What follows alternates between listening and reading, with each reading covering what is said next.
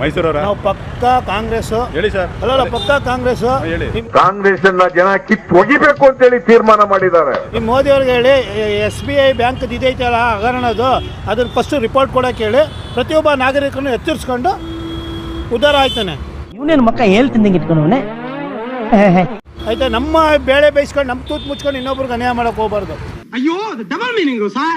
ಎಲ್ಲ ಪಕ್ಷದವ್ರು ಬಂದ್ರು ಒಂದೇನೆ, ಕಾಂಗ್ರೆಸ್ ಬಂದ್ರು ಒಂದೇ, ದಳ ಬಂದ್ರು ಒಂದೇ, BJP ಬಂದ್ರು ಒಂದೇ. ನೀ ಗೇಯ್ಬೇಕು, ನಾನ್ ಗೇಯ್ಬೇಕು ಅಷ್ಟೇ. ಈ ತರ ಒಂದು ಮ್ಯಾಟ್ರೇ ನಮಗ್ ಗೊತ್ತಿಲ್ವಲ್ಲಣ್ಣ. ಅರ್ಥ ಐತೆ? ಈ ಸುಳ್ಳು ಹೇಳೋದನ್ನ ಫಸ್ಟ್ ಅವ್ರು ಕಮ್ಮಿ ಮಾಡಕ್ಕೆ ಹೇಳಿ, ಕರೆಕ್ಟಾಗಿ ಆಡಳಿತ ಮಾಡಕ್ಕೆ ಹೇಳಿ, ಕೆಲಸ ಮಾಡಿ. ಎಲ್ಲ ಸುಳ್ಳು ಹೇಳೋದು, ಬಟ್ ಅತಿ ಸುಳ್ಳು ಹೇಳಬಾರ್ದು. ಇವನನ್ನು ಕರ್ಕೊಂಡೋಗಿ ಎಲೆಕ್ಷನ್ ಅಲ್ಲಿ ನಿಲ್ಸು.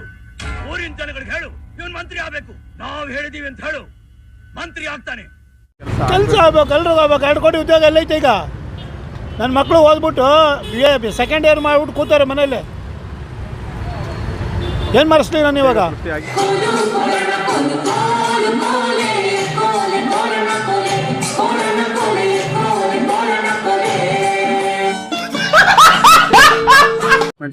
ಮಾಡಿ ಫಸ್ಟ್ ಅದನ್ನ, ಆಮೇಲೆ ಓಟ್ ಕೇಳಿ ಜನಗಳಿಗೆ ಬಂದು.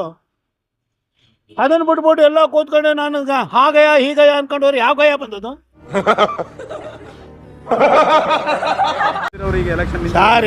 ಇವ್ರು ಕೂತ್ಕೊಂಡ್ರು ಅಷ್ಟೇ, ಅವ್ರು ಅರಮನೆಯಲ್ಲಿ ಕೂತಿರ್ತಾರೆ. ನಾನು ನೋಡಿ ಬಿಕಾರಿ ತರ ಓಡಾಡ್ಕೊಂಡ್ ಬರ್ತಾ ಇದ್ದೀನಿ. ನೀವು ಅವ್ರಿಗೆ ಬಂದು ನನ್ನ ಹತ್ರ ಮಾತಾಡ್ತಾ ಇದ್ರೆ ಅವ್ರು ಬಂದು ಮಾತಾಡ್ತಾರ? ತಲೆ ಕೆಡ್ಸ್ಕೊಂಬೇಡಿ, ಸಮಾಧಾನವಾಗಿರಿ.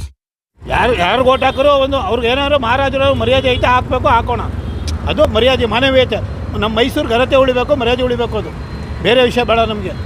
ಇಂಥ ಪುಂಗಿ ಗಿರಾಕಿಗಳನ್ನ ಅದೆಷ್ಟು ನೋಡ್ಬಿಟ್ಟಿದ್ದೀನೋ ನಾನು. ಬಟ್ ಮಹಾರಾಜರಿಗೆ ಒಂದು ಮರ್ಯಾದೆ ಐತೆ, ಆ ಮರ್ಯಾದೆ ಮಾಡೋಣ, ಅದು ಮುಖ್ಯ. ಅದರಿಂದ ಅದಕ್ಕೊಂದು ರೀಸನಬಲ್ ಇದೆ. ನಾವು ವ್ಯಕ್ತಿ ನೋಡ್ತಾ ಇದೀವಿ ಹೊರತು ಪಕ್ಷ ನೋಡ್ತಾ ಇಲ್ಲ. ನಾವು ಮತ್ತೆ ಅಧಿಕಾರಕ್ಕೆ ಬರ್ತೀವಿ, ಬಿ ಕೇರ್ಫುಲ್. ಹೌದು, ನಾನು ಪಾಪಿ, ಕಚಡ ನನ್ ಮಗ, ವರ್ಷ ನನ್ ಮಗ. ಬೇರೆ ಹೇಳ್ಕೊಳ್ಳ ಹೇಳ್ಕೊಂತೀರ, ಅಷ್ಟೇ ವ್ಯತ್ಯಾಸ.